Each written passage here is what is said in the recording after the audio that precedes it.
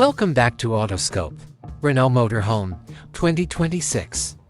External, the motorhome's exterior will have smoother, more aerodynamic lines than the previous model, which will enhance fuel efficiency and lessen wind noise while driving in addition to being aesthetically pleasing. Standard will be adaptive LED headlights, which offer the best illumination under a range of circumstances.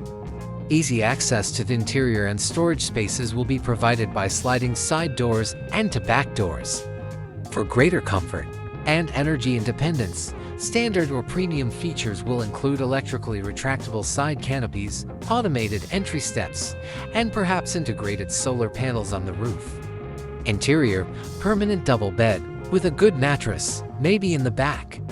Kitchen features include a glass-hooded gas stove with 2 or 3 burners, a stainless steel sink with hot and cold water faucets, an efficient compressor refrigerator with a small freezer, and plenty storage space for groceries and cooking utensils. To become a part of the living room, the front seats will probably be able to rotate 180 degrees. Use of materials that are both strong and lightweight.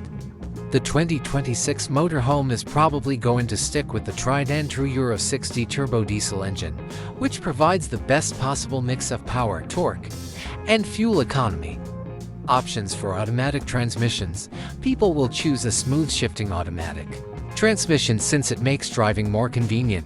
Potential electric hybrid version, given Renault's dedication to electrification. It's probable that an electric or plug-in hybrid motorhome will be offered, especially for smaller or more urban-oriented variants.